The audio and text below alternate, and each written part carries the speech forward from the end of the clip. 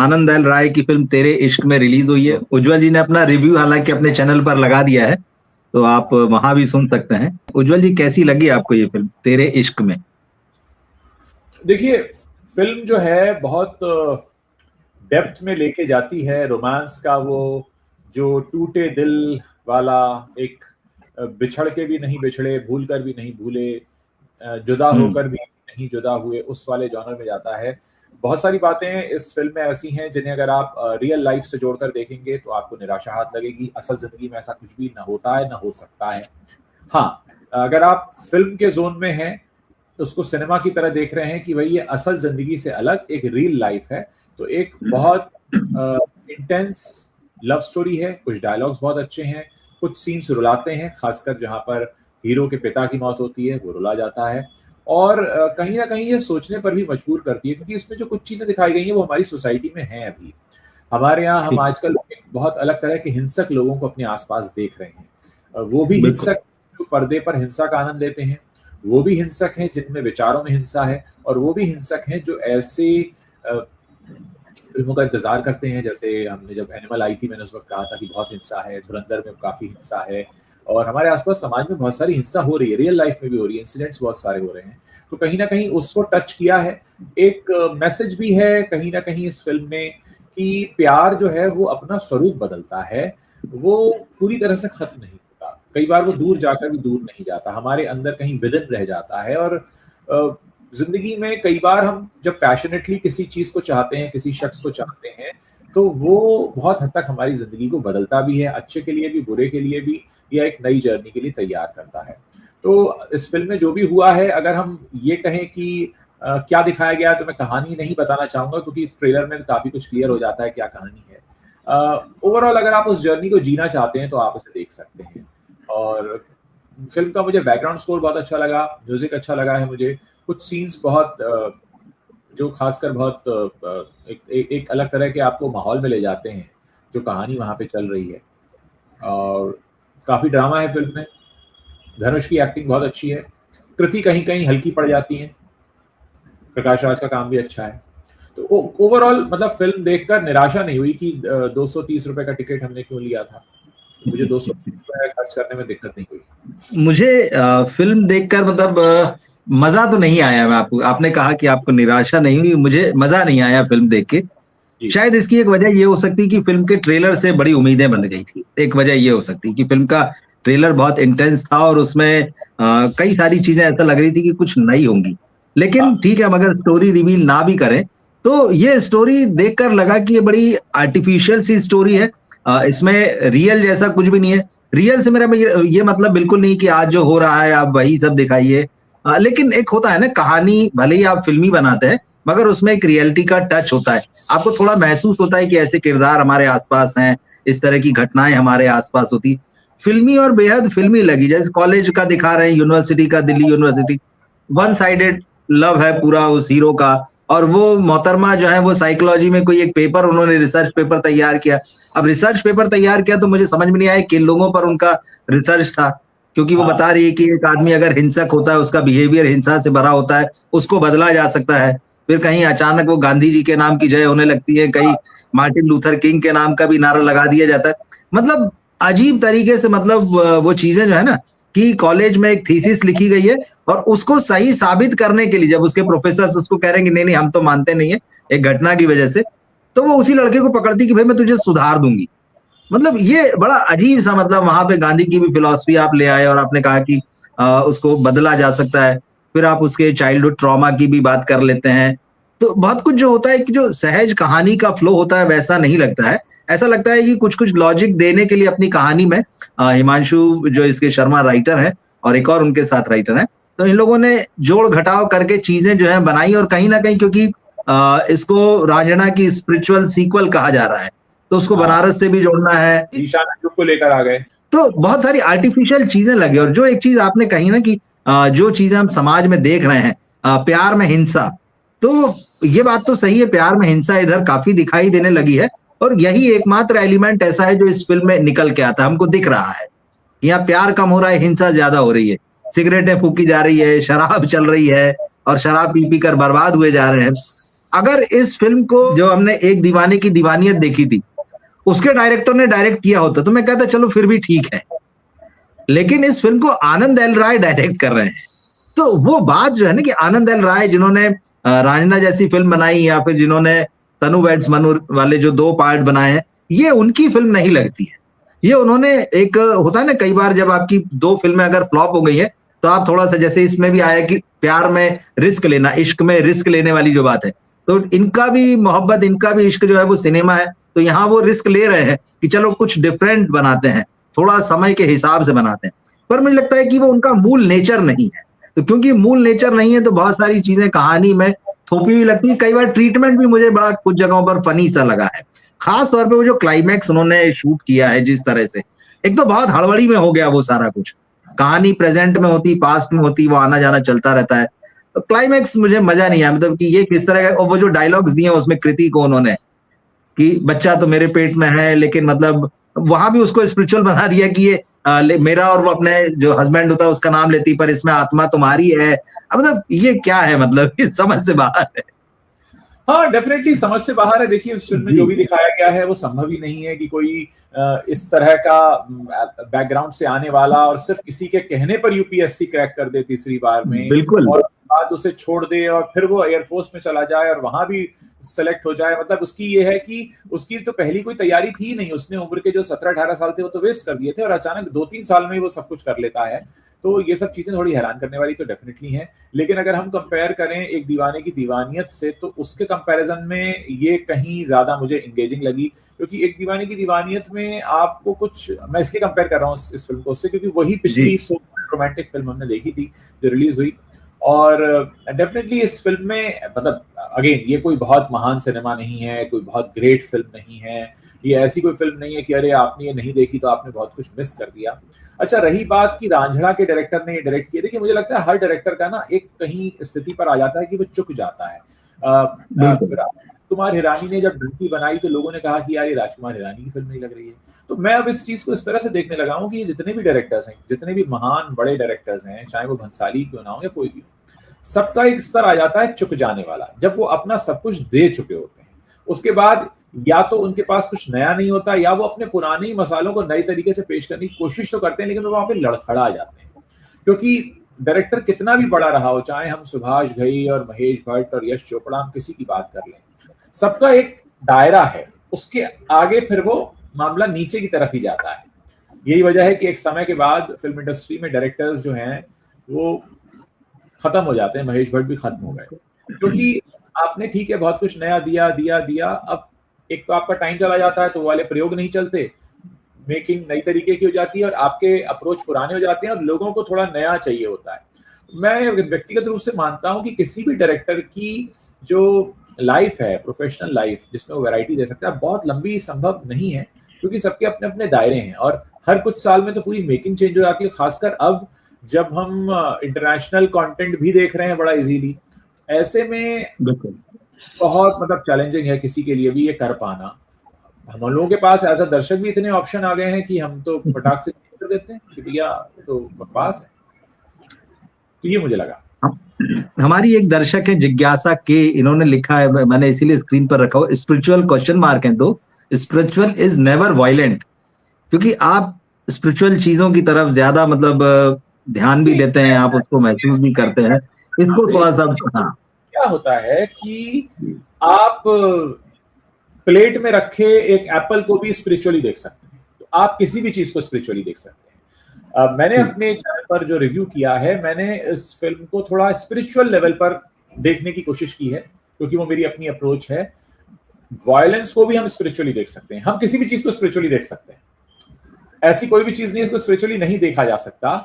अब एक डायरेक्टर है, वो अपना विजन लेकर आया है, उसने एक चीज कहने की कोशिश की है, कई बार हम वो क्या दिखाना चाह रहा है नहीं पकड़ पाते हैं, तभी हम कहते हैं पिक्चर समझ में नहीं आई, बकवास थी, बेकार थी।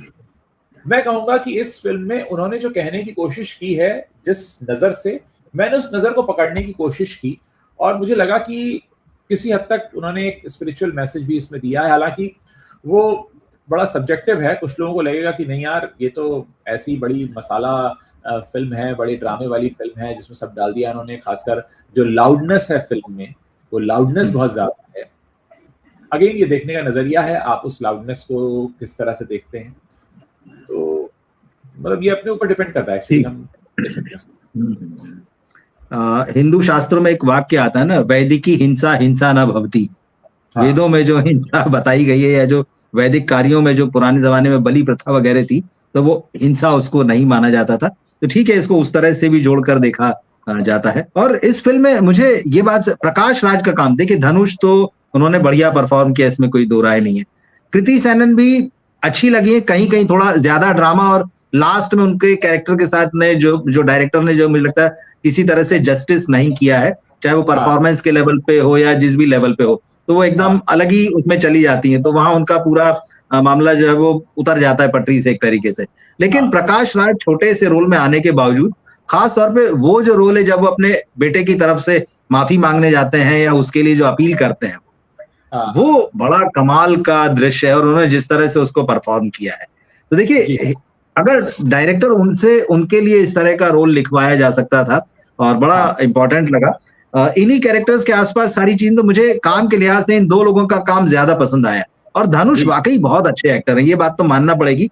और सबसे खास बात मुझे ये लगी कि हम जो कि आमतौर पर बॉलीवुड फिल्मों में नहीं देखते हैं, जो ट्रांसफॉर्मेशन दिखाया उनका फिगर का, जब वो कॉलेज में, यूनिवर्सिटी में पढ़ने वाले एक लड़के की तरह होते हैं, जो आवारा लड़का है, नेतागिरी कर रहा है, उनकी बॉडी लैंग्वेज, उनके चेहरे को आप देखिए, वो सब एकदम अलग दिखता है। और जैसे ही उनको एयरफोर्स में दिखाया गया है, वो बहुत डिफरेंट दिखता है। जबकि आप यही चीज देखिए, इससे पहले फाइटर आई थी, या अक्षय कुमार की इस तरह की फिल्में देख लीजिए बॉलीवुड हीरोज की, ये चाहे वो रोमांस करते नजर आए अपनी कॉलेज लाइफ में दिखें, चाहे वो आर्मी या एयरफोर्स में दिखें, ये एक ही जैसे इनका अपीयरेंस होता है। तो इस मामले में मानना पड़ेगा कि धनुष ने भी काम किया और आनंद एल राय ने भी जो है काम किया। ये चीज मुझे लगा कि इसको नोट किया जाना चाहिए। भाई मतलब मेरा अनुभव जो इस पिक्चर को देखने का रहा है, मैं संतुष्ट होकर इसलिए बाहर निकला कि मुझे कहीं पर ये नहीं लगा कि ये फिल्म बनाते वक्त मेहनत नहीं हुई है। पहली बात तो ये कि इस फिल्म को बनाने में मेहनत, बिल्कुल, और कुछ एक नया निकाल कर लाने की भी कोशिश हुई है। नया इन द सेंस कि आजकल जिस तरह के प्रयोग हो रहे हैं, अब हम डेफिनेटली इसको बहुत कोई क्लासिक किसी फिल्म से हम कंपेयर नहीं कर पाएंगे इसको, लेकिन जो आजकल का सिनेमा आ रहा है उसी से कर सकते हैं। हाँ, रांझड़ा वाली झलक दिखाने की कोशिश की है, उस जोन में जाने की कोशिश की है। खासकर फिल्म का जो स्टार्ट है वो काफी बांधता है, एजिंग है। जहां तक आपने बात की प्रकाश राज के अभिनय की, हाँ बहुत कमाल अभिनय है। धनुष भारी पड़े हैं, कृति कहीं कहीं काफी कमजोर है, कहीं कहीं वो ओवर ड्रामेटिक हो गई हैं, और कहीं कहीं पे ऐसा लगा है कि वो धनुष के लेवल पर को मैच नहीं कर पा रही हैं, ऐसा भी है। पर कुल मिलाकर वो साध कर ले गई हैं इस पूरी फिल्म को। अब देखना ये कि जो यंगस्टर्स हैं वो इसको कैसे रिसीव करते हैं। मैं यहाँ यंगस्टर्स की बात इसलिए कर रहा हूँ, देखिए जब 20, 40 या 50 साल का दर्शक जाता है कोई सिनेमा देखने, तो उसका अपना सिनेमा व्यूइंग एक्सपीरियंस बड़ा लंबा हो चुका होता है। उस जमाने में मैंने प्यार किया, दिल तो पागल है, कुछ कुछ होता है, दिल, DDLJ और दुनिया तमाम देखी होती है। अब एक जो 20 साल का जा रहा है लड़का, और कहा भी जाता है कि जो सिनेमा का बिजनेस है वो यंगस्टर्स को ध्यान में रखकर ज्यादा बनाया जाता है, खासकर की रोमांटिक फिल्में। क्योंकि एक इंटरव्यू में कहा भी था शाहरुख खान ने कि मैं रोमांटिक फिल्में उनके लिए करता हूं जिन्हें कल प्यार हुआ है। सो वो ये कैसे वो रिसीव करेंगे उस पर है, क्योंकि जाहिर है रोमांटिक फिल्में सभी देखते हैं, 60 साल 80 साल 90 साल की उम्र में आप देख सकते हैं। लेकिन मार्केट है, जो मैं बाजार की बात कर रहा हूँ, वो बाजार किसका है, तो देखना है कि वो जो यंग ऑडियंस है वो कैसे इसको रिसीव करती है। क्योंकि अच्छा, एक बात यहाँ पर और भी करनी जरूरी हो जाती है। देखिए कुछ समय पहले तक बात और थी, हमने वो वक्त देखा है जब 8 साल में या 10 साल में जनरेशन बदलती थी। आज हर 3 साल में जनरेशन चेंज हो जाती है। आज जो 25 साल का लड़का या लड़की है उसका पॉइंट ऑफ व्यू और एक 20-21 साल का जो पॉइंट ऑफ व्यू है बिल्कुल अलग होगा, और वो हर 3 से 4 साल पे बदल रहा है। लोगों की अप्रोचेस बहुत चेंज हुई है। तो देखते हैं कि इस तरह के रोमांस को कैसा इस तरह की स्वीकृति मिलती है। मतलब यहाँ पर आज अगर मैं बात कर रहा हूं या आप बात कर रहे हैं, तो हम एक क्रिटिक के लहजे से बात कर रहे हैं, एक दर्शक के लहजे से बात कर रहे हैं, लेकिन जो आम दर्शक है बाजार का, जिसके लिए शायद ये बनाया गया है सिनेमा, वो कैसे इसको कैसे एक्सेप्ट करता है। अब हमारे जैसा दर्शक तो एक दीवाने की दीवानियत को रिजेक्ट कर देगा, लेकिन क्या एक दीवाने की दीवानियत रिजेक्ट हुई है? नहीं हुई है। यानी कहीं ना कहीं उस चीज को लेकर भी एक्सेप्टेंस है। तो हम अगर बाजार के हिसाब से देखें, तो अब मतलब पिक्चर तो बाजार के लिए बन रही है कि लोग पसंद करेंगे या नहीं करेंगे। अल्टीमेटली बात तो आ जाती है कि लोग देखने गए या नहीं गए, या उनको पसंद आई या नहीं आई। तो देखना है कि जो आप बाजार की बात, हाँ, कि कैसा इसको स्वीकृति कैसी मिलती है। जो हालांकि बाजार की बात कर रहे हैं, ओपनिंग तो अच्छी लगी है, 16.5 करोड़ की ओपनिंग का फिगर मैं देख रहा था, और हिंदी में धनुष की ये बेस्ट ओपनिंग है। रजनीकांत के बाद वो दूसरे तमिल एक्टर हैं जिनको हिंदी में डबल फिगर्स में ओपनिंग लगी है, तो उस हिसाब से तो बहुत बढ़िया है। क्योंकि वही मैंने जो शुरू में कहा कि इस फिल्म का ट्रेलर बहुत अच्छा था, ट्रेलर की जबरदस्त हाइप बनी, ट्रेलर लोगों ने एक्सेप्ट किया कि यार उसने ट्रेलर ने ध्यान खींचा कि यार कुछ अलग लग रहा है। ट्रेलर से भी पहले, बल्कि जबकि टीजर आया था, पोस्टर आए थे, तभी से इस फिल्म की मतलब एक प्रेजेंस जो है वो दर्ज हो चुकी थी। तो ये वो फिल्म नहीं थी कि अच्छा ये फिल्म आ गई है, उस तरह का मामला नहीं था। ये फिल्म आ रही है, लोगों को पता था, आई है थिएटर में, ये पता लगा, और ओपनिंग बता रही है कि लोगों ने इसको पहले दिन तो देखा है। और 16.5 करोड़ की ओपनिंग आज की डेट में तो बहुत अच्छी मानी जाती है, जबकि धनुष और कृति सेनन है, तो उस लिहाज से ठीक है। हम आने वाले दिनों में तो बिल्कुल देखेंगे इस पर कि कैसा बॉक्स ऑफिस है। और आप बिल्कुल ठीक कह रहे हैं कि भाई जिन दर्शकों के लिए ये फिल्म बनाई गई है, और खास तौर पे यंग जनरेशन, क्योंकि कॉलेज गोइंग कहानी है, तो यूनिवर्सिटी के बच्चे दिखाए हैं, बच्चे मतलब ठीक है, बच्चे ही दिखाए हैं, वो तो एक तरीके से। वही कह रहा हूँ ना, सयारा अगर आप मेरे उम्र के व्यक्ति से पूछें तो मुझे सयारा समझ में नहीं आई, लेकिन सयारा कुछ लोगों के बीच चली ना, ठीक है, थोड़ा हाइप भी था, पर ऐसा तो नहीं था कि 100% हाइप था। अगर हाइप 40% था तो 60% तो लोगों ने उसे पसंद किया। तो अल्टीमेटली तो फिर बात बाजार पर आ जाती है, हम उसके 50 कंपैरिजन कर सकते हैं। और भाई आने वाले समय में तो लोग हो सकता है जिन फिल्मों की हम तारीफ कर रहे हैं, लोग कहेंगे यार क्या बकवास फिल्म थी, मजा नहीं आया उसको देख के। यू नेवर, मार्केट चेंज होती है, मतलब कहते हैं ना कि बाजार बहुत जल्दी जल्दी बदल रहा है अब तो, खासकर कंटेंट का बाजार तो बहुत जल्दी बदल रहा है। मुझे लगता है हॉरर कॉमेडी पे जिस तरह से बॉलीवुड के प्रोड्यूसर्स की नजर थी, उसके बाद ये लव स्टोरी, क्योंकि सैयारा, फिर उसके बाद में एक दीवाने की दीवानियत, ये वाली जो फिल्म है तेरे इश्क में, तो कहीं ना कहीं प्रोड्यूसर्स को अब लगेगा कि यार इधर दांव लगाया जा सकता है। तो हो सकता है कि आने वाले समय में हम कुछ लव स्टोरीज देखें, कुछ फ्रेश देखें, और शायद इसी से यंग और नए एक्टर्स का रास्ता भी खुलेगा। ये जो पुरानी जो 60 साल होने जा रहे हैं, इनकी विदाई भी इसी तरह से हो पाएगी, मुझे लगता है। देखिए, ह्यूमन इमोशन में सबसे ज्यादा रोमांस हमेशा चलेगा, आज नहीं, आज से 20 साल 25 साल 50 साल बाद भी चलेगा, क्योंकि रोमांस एक ऐसी फीलिंग है, एक सर्टेन एज में आता है, एक कहते हैं ना, एक ठंडी हवा के झोंके की तरह आता है हर उम्र में, खास उम्र में। और फिर जब आप उसकी खुमारी में होते हैं तो आपको वैसा ही कंटेंट देखना अच्छा लगता है, वैसी बातें करना अच्छा लगता है। तो ये प्रयोग तो हमेशा सफल होगा अगर आप कुछ रोमांस में कुछ अच्छा और नया लेकर आते रहते हैं थोड़े थोड़े इंटरवल के बाद। जाहिर है आप बैक टू बैक रोमांटिक फिल्में भी 100 बना देंगे तो वो भी चलनी बंद हो जाएंगी, लेकिन कहीं ना कहीं रोमांस बहुत बड़ा पुल होता है दर्शकों के लिए, और हर वक्त में रहा है, 70 80 90 के दशक में हर वक्त रहा है। हाँ, होता ही है कि जब बड़ा रेपिटेटिव हो जाता है तो फिर लोग इससे दूर भागने लगते हैं कि यार ये तो बड़ा प्रेडिक्टेबल जोन है। लेकिन फिलहाल अभी जो ऐसी खूंखार फिल्में आ रही हैं, एनिमल आई और धुरंधर आई है, उसके बीच में ठंडी हवा के झोंके, आप सोचिए ना कि एक दीवाने की दीवानियत जैसी मतलब जैसी फिल्म देख ली तो मतलब आप सोचिए लोगों के अंदर भूख कितनी है रोमांस को देखने। हम नजर रखेंगे इस पर। आपने धुरंधर का जिक्र किया, एक सवाल हमारे सामने हमारे एक दर्शक है उनका भी है कि धुरंधर से कुछ लोगों को प्रॉब्लम क्यों हो रही है। दरअसल आज ही खबर आई है, late major Mohit Sharma ACP SM, जिनको कि अशोक चक्र दिया गया था, अवार्ड किया गया था, उनके मरणोपरांत दिया गया था, और सेना मेडल भी, उनके पेरेंट्स कोर्ट में गए हैं और उनका ये कहना है कि भाई ये फिल्म रिलीज नहीं होनी चाहिए। तो उसकी कई सारी वजह बताई है उन्होंने, कि भाई एक तो उनकी लाइफ पर ये बेस्ड है और वो नहीं चाहते हैं कि ये फिल्म उनके बेटे की लाइफ पर जो है, उनके जीवन की घटनाओं पर ये फिल्म रिलीज हो। और भी चीजें बताई कि भाई जिस तरह से हमारी एजेंसीज काम करती हैं, जिस तरह से स्पाई काम करते हैं, इस फिल्म में बताया गया है, और वो चीजें फिर अगर दुनिया के सामने आ जाएंगी तो आपको नुकसान होगा। तो वो भी हवाला दिया। तो देखते हैं अभी दिल्ली हाई कोर्ट में केस है, क्या होता है। तो सबसे पहले तो वही है कि हालांकि जो मेकर्स हैं उन्होंने इसका खंडन किया है, 2 दिन पहले ही आ गया था कि भाई ये किसी रियल घटना पर आधारित नहीं है।